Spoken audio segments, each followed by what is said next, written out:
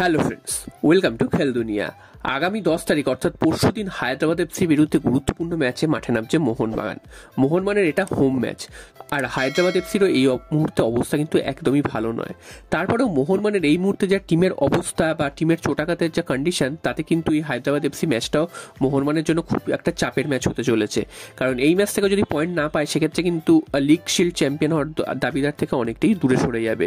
পরপর 3 ম্যাচে হার হয়েছিল, তারপর সেখান থেকে ফিরে এসে ডার্বি ম্যাচে কিন্তু ড্র করেছে মোহনবাগান, জিততে কিন্তু পারেনি। তো অর্থাৎ 4 ম্যাচে কোনো জয় নেই আইএসএলে। একসময় যে প্রথম 6টা ম্যাচ 6টাতেই জিতে যে দৌড়টা শুরু করেছিল মোহনবাগান, সেখান থেকে কিন্তু এখন 4 ম্যাচে কোনো জয় নেই। লাস্ট ম্যাচটা ড্র করেছে এবং এই মুহূর্তে কিন্তু 20 পয়েন্ট নিয়ে মোহনবাগান রয়েছে 5 নম্বর স্থানে। তো সব দিক থেকে দেখতে গেলে হায়দ্রাবাদ এফসি ম্যাচটাকে মোহনবাগানের টার্গেট করা উচিত, এই কারণেই কারণ হায়দ্রাবাদ এফসির অবস্থা এই মুহূর্তে ভালো নয়। প্রত্যেকটা দলে কিন্তু এই ম্যাচটাকে টার্গেট করে 3 পয়েন্ট তুলে নিচ্ছে, আর এই ম্যাচটা থেকে যদি 3 পয়েন্ট পেতে পারে, তাহলে কিন্তু মোহনবাগানের আগামী ম্যাচগুলোতে আরও কনফিডেন্স বেড়ে আসবে।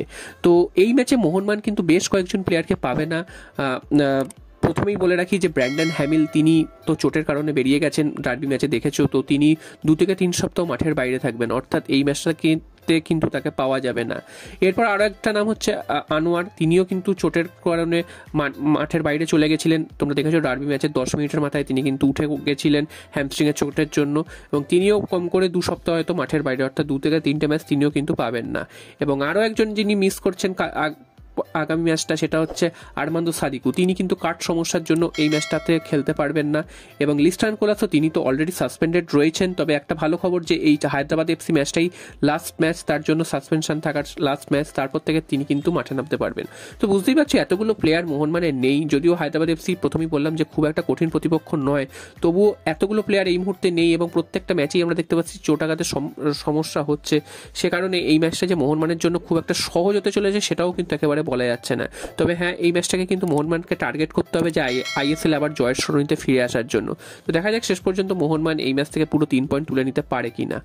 আর আরও একটা খবর তোমাদের জানিয়ে দিই, সেটা হচ্ছে মোহনবাগানের বিদেশি আপডেট। তোমরা জানো যে জুনিয়র মোরেনো এই প্লেয়ারটিকে মোহনবাগান টার্গেট করেছিল, তাকে নিয়ে কিন্তু অনেক রিউমারও শোনা গেছিল, তবে শেষ পর্যন্ত সেগুলো কিন্তু সমস্তটা জল্পনার অবসান ঘটিয়ে তিনি কিন্তু আর মোহনবাগানে আসছেন না, এটা কনফার্ম হয়ে গেছে।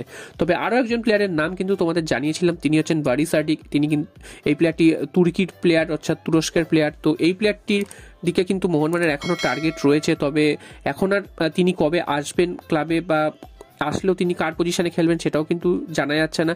তবে এখনও কিন্তু এই প্লেয়ারটির পেছনে মোহনবাগান রয়েছে, এরকমটাই কিন্তু খবর আছে, এবং এই প্লেয়ারটির সাথে এখনও কিন্তু কথাবার্তা চালাচ্ছে। হয়তো হতে পারে যে আগামী মরশুমের জন্য তাকে নিতে পারে, বা অন্য কোনো প্ল্যানিং রয়েছে মোহনবাগানের। তবে এই প্লেয়ারটির সাথে কিন্তু এখনও কথাবার্তা চালাচ্ছে।